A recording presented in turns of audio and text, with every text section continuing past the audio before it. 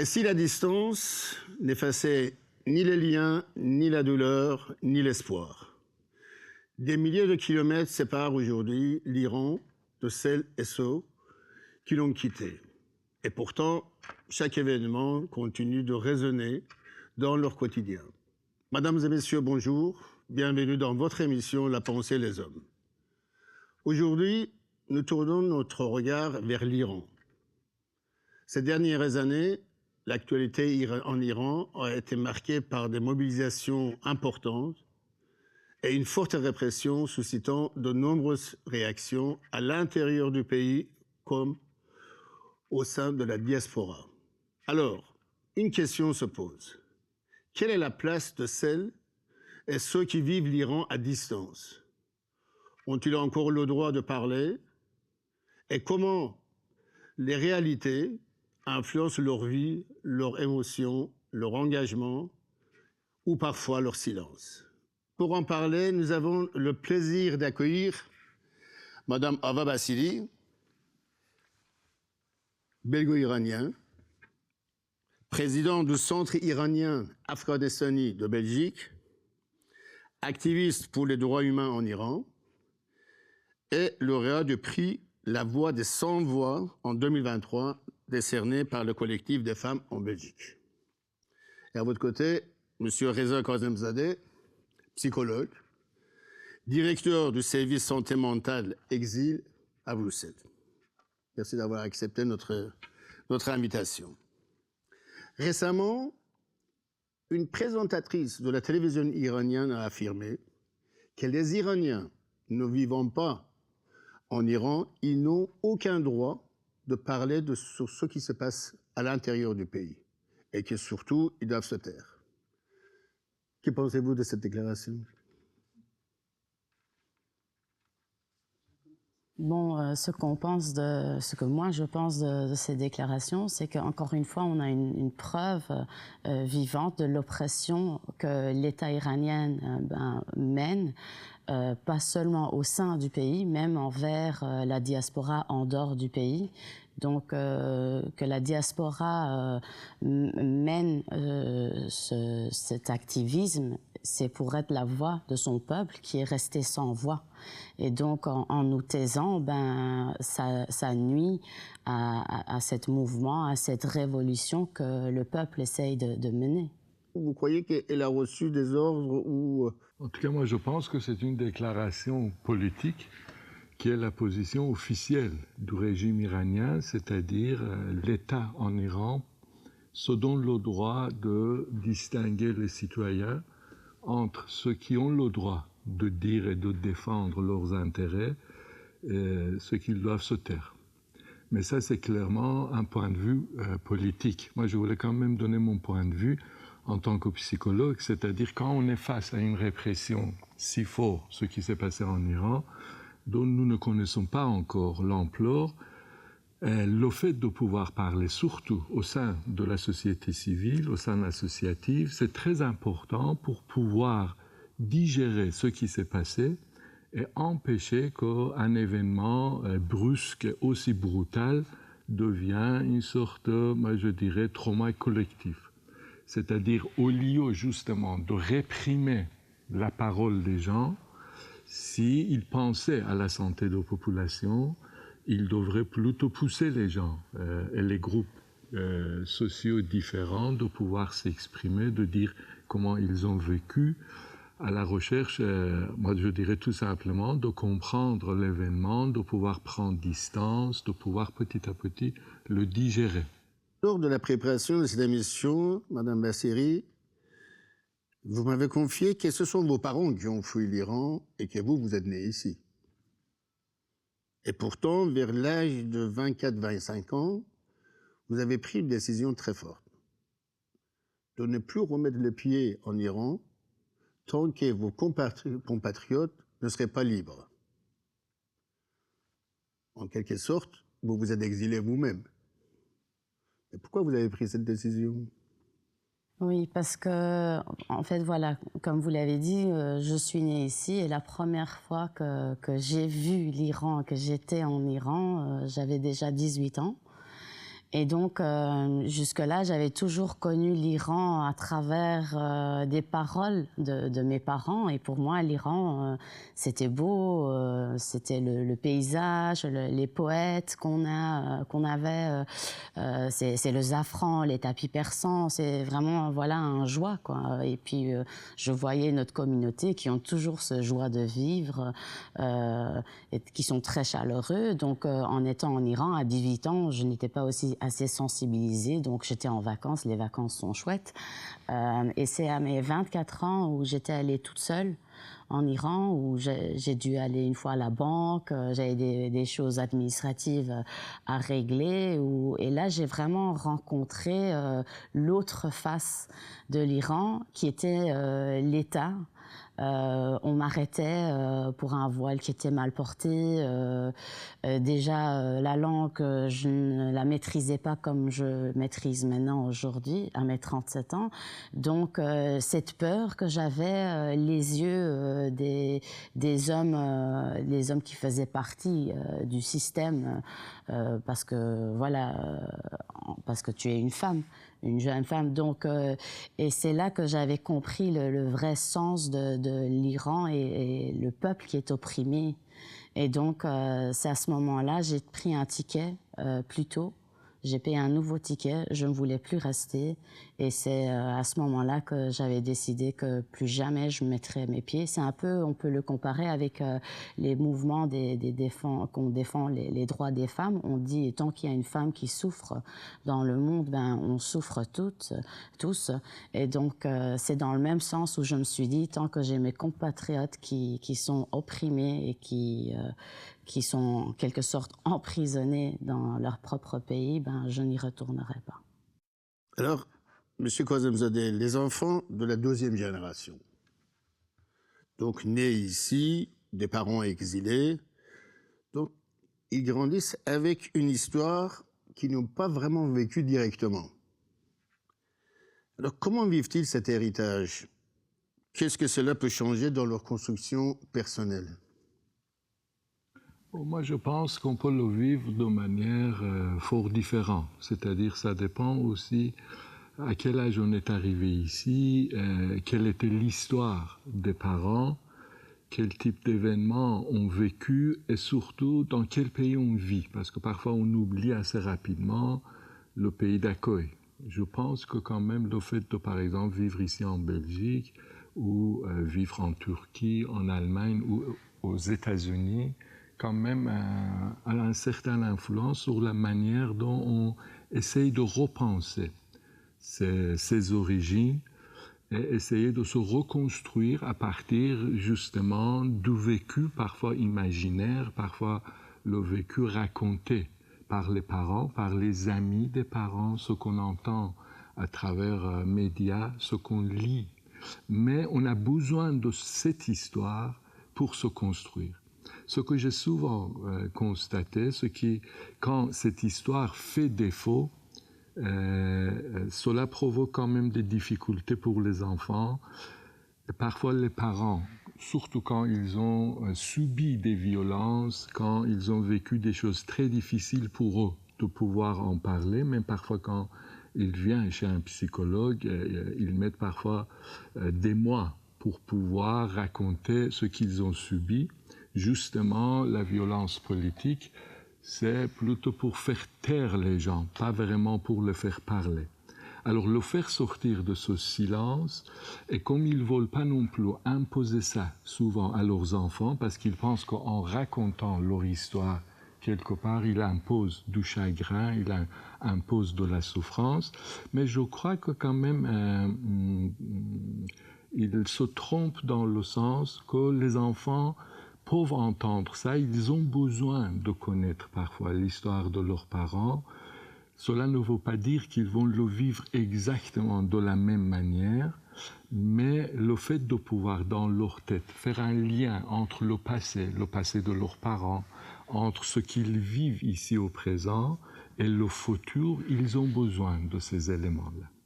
Quand on vit l'Iran de loin et qu'on voit ce qui se passe, les manifestations, la répression, les revendications, Est-ce qu'on se sent forcément impuissant, frustré, voire en colère?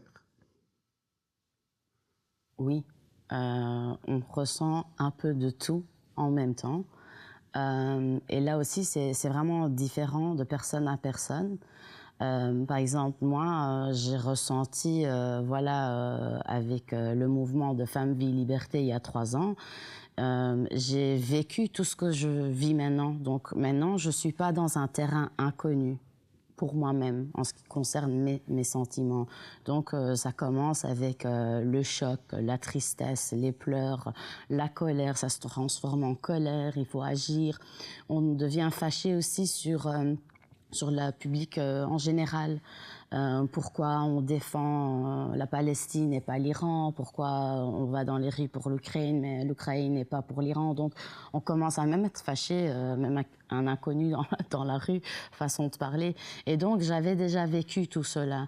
Donc cette fois-ci, j'avais le choc, mais on peut dire que j'ai réussi un peu plus à contrôler ces sentiments. Parce qu'il faut savoir, on a un très grand sentiment de culpabilité.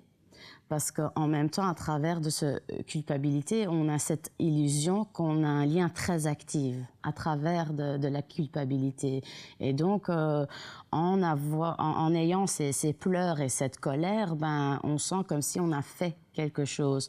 Donc, en fait, si on prend un peu de recul, on comprend qu'on est dans des états qui sont épuisants, à tous les niveaux, privé, au boulot, voilà. Et en fait, on n'arrive pas à régler quelque chose parce que c'est pas comme ça qu'on arrive à renverser un régime à distance. Donc c'est là où, pour moi-même, j'ai eu un peu plus de clarté. Donc c'est important de faire ce qu'on fait aujourd'hui ici, c'est d'en parler, de créer la sensibilisation au sein de la communauté et surtout aussi envers les générations à suivre, à comprendre que les libertés, ça peut être vu comme une chance. Moi, mon fils qui a 6 ans, il comprend très bien que nous, on a une chance immense d'être nés ici et que cette liberté n'est pas forcément garantie dans des autres pays. Et donc, c'est vraiment créer cette sensibilisation qui, selon moi, m'apporte beaucoup plus et je pense qu'apporte aussi beaucoup plus à la communauté non iranienne parce que nous, on sait ce qu'on voit et ce qu'on ressent et ce qui se passe en réalité, mais pour la communauté non iranienne, c'est très difficile à comprendre. Et donc, je pense que quelque part, nous, dans la diaspora, c'est ça notre responsabilité et notre devoir envers la communauté en Iran. Monsieur Kozem, ces émotions, impuissance, colère, frustration, parfois culpabilité, même d'être loin donc de l'Iran, de son pays, est-ce qu'ils sont fréquents chez les personnes en exil? Oui, dans le sens que ce sont des réactions, moi je dirais humaines, qui montrent le lien affectif, le lien moral qu'on garde avec ses origines, avec le pays. Ce qui vient de dire Madame Bassiri, je trouve son témoignage tout à fait juste et correspond à ce que moi je constate aussi parmi les membres de ma communauté iranienne.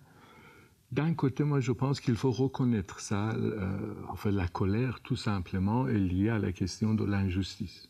On a l'impression, on constate qu'il y a quand même une répression très importante et qu'on ne voit pas assez de réactions, malheureusement à l'intérieur et surtout à l'extérieur, par exemple vis-à-vis des pays occidentaux, et où la question de culpabilité, on peut se sentir ici en sécurité en pensant que les nôtres sont en train d'être farouchement réprimés en Iran, mais en fait, reconnaître d'un côté ces émotions, c'est une chose. Ce qu'on fait après, c'est autre chose. C'est-à-dire, ce qui est très important, et que dont Mme Bassiri en a parlé aussi, c'est que ça ne doit pas être la souffrance, ça ne doit pas être à travers la souffrance qu'on essaye de garder le lien avec ses origines, parce qu'en ce moment-là, cette souffrance-là, qui peut justement passer par le sentiment de culpabilité, par exemple, des remords,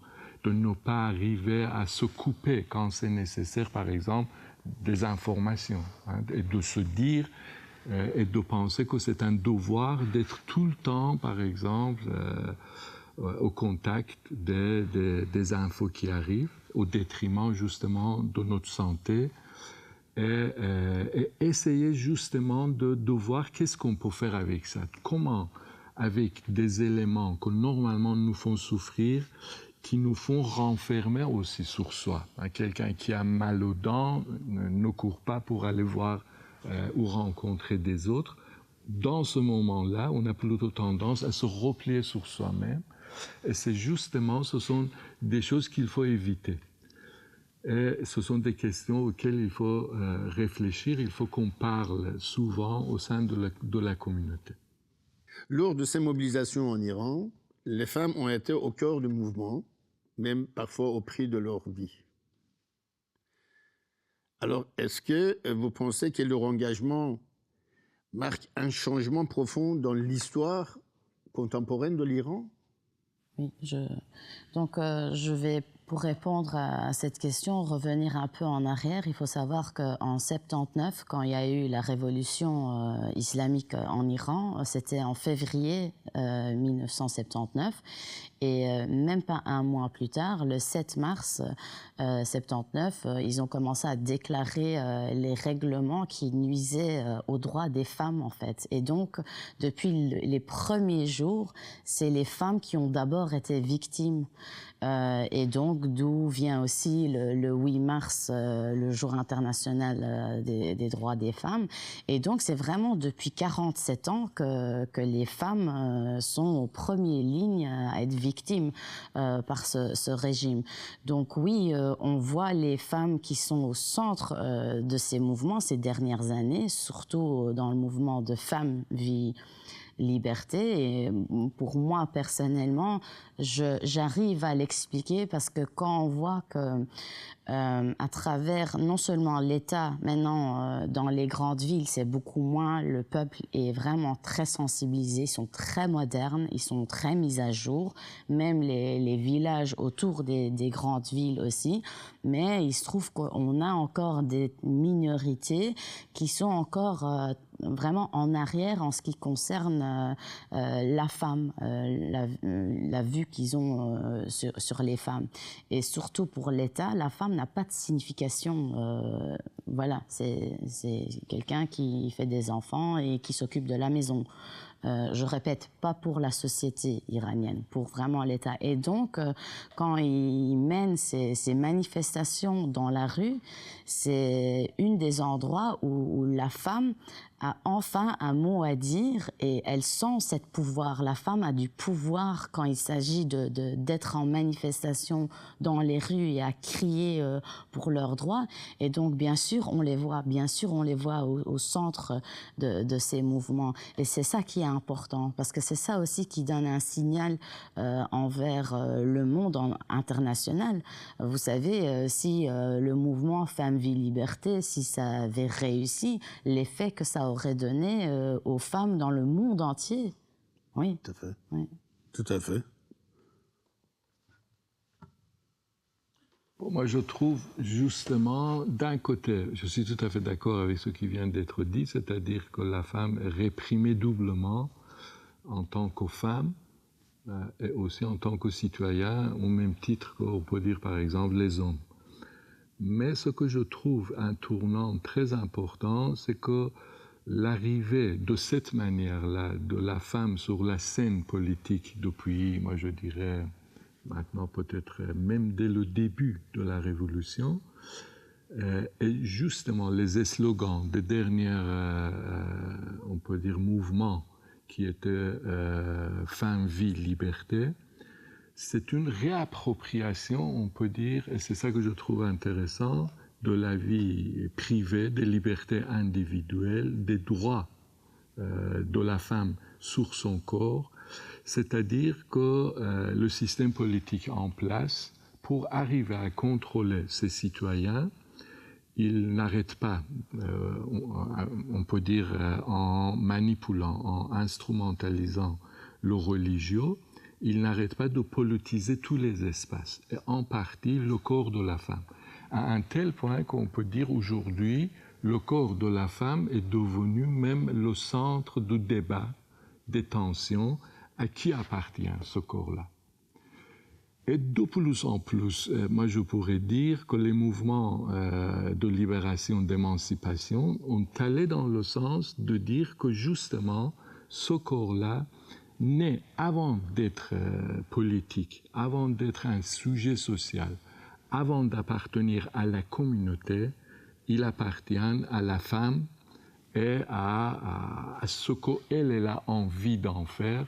Et ça, je crois, a complètement changé le paradigme dans le combat, on peut dire, des droits civiques. C'est-à-dire, on a complètement changé, on peut dire, des luttes politiques vers des luttes des droits civils, des droits civiques, dont les femmes, par rapport à ça, sont, on peut dire, en premier lieu en avant. Alors, pour parler un peu des médias étrangers, quand vous entendez, par exemple, ce que certains médias étrangers parlaient de l'Iran, est-ce qu'il vous arrive parfois de penser qu'en fait, la réalité est simplifiée ou même complètement déformée? Je trouve que, en tout cas, en ce qui concerne la Belgique, ils font de leur mieux. Bien sûr, si on va parler émotionnellement en tant que personne, parce que je suis iranienne, j'aimerais qu'on en parle tous les jours et que ça serait à la une tout le temps quand j'ouvre l'application que je vois l'Iran. Mais ça, c'est des réactions émotionnelles. Si on regarde objectivement, ils couvrent quand même ce qui se passe en Iran, mais ils nous mènent aussi les histoires qu'on leur donne. Et ça c'est dans les mains de la diaspora. Donc, je m'imagine, si demain, moi, je dois parler à propos du Congo, ben, je pourrais dire ce qu'on m'a expliqué. Voilà, je ne suis pas congolaise, donc je m'imagine comme ça, et j'ai de l'empathie pour les médias, mais voilà, dès qu'il y a une occasion, c'est à la diaspora de trouver ces occasions et de se lancer. Moi, j'ajouterais tout simplement que d'un côté, la sensibilisation des personnes, des sociétés, du média est différente en fonction, on peut dire, des pays d'orientation politique. Il y a toute une série de choses qui jouent énormément là-dedans. Et je peux dire même des phénomènes de psychologie comme l'empathie, ils peuvent être, on peut dire, des raisons politiques, c'est-à-dire on est beaucoup plus empathique par rapport à des phénomènes, par rapport à le destin des autres êtres humains auxquels on peut s'identifier. De moins en moins qu'on est informé, de moins en moins qu'on est difficile à comprendre les phénomènes, on garde ses distances et on ne s'engage pas clairement. Alors, moi je pense justement, en premier lieu, ce qui est très important, ça, c'est une question de bien informer, de bien expliquer la réalité politique en Iran, d'expliquer toute une série de phénomènes qui peut paraître un peu paradoxal, difficile à comprendre, comment par exemple un peuple considéré musulman peut par exemple se comporter contre la voile, qu'est-ce que cela ça veut dire, quel est le sens derrière tout ça. Quand on est à l'extérieur, toutes ces questions, ça paraît très complexe. Et moi, je crois justement, cela a besoin vraiment d'un travail aussi des Iraniens même, aux diaspora, d'explication et de sensibilisation. Alors, pour conclure cette émission, si vous deviez dire un mot ou une phrase au peuple iranien aujourd'hui, que leur diriez-vous? Qui sont ma fierté. Première chose qui m'est venue à l'esprit, c'est exactement la même chose, c'est-à-dire vraiment avec tout ce qu'on a traversé, avec tout ce que le peuple iranien, chacun de nous, dans notre histoire, nous avons subi, le fait de pouvoir garder encore la tête en dessous de l'eau et en plus de garder sa dignité, c'est ça que ça me donne aussi le sentiment de fierté. L'exil n'enlève pas la voix, il la transforme. Ce que nous avons entendu aujourd'hui nous rappelle qu'au-delà de l'actualité et des images, il y a avant tout des êtres humains, des parcours de vie, des peurs, mais aussi immense force intérieure. Comprendre ce qui se passe, c'est aussi prendre le temps d'écouter, de regarder les réalités humaines et psychologiques, en Iran comme au sein de la diaspora. Donner la parole, tenter de comprendre sans juger, c'est déjà une façon de créer du lien et de ne pas rester indifférent à la souffrance des autres. Merci à nos invités pour votre confiance et votre participation, et merci à vous d'être si fidèles. Je ne vous dis pas au revoir, mais à très bientôt.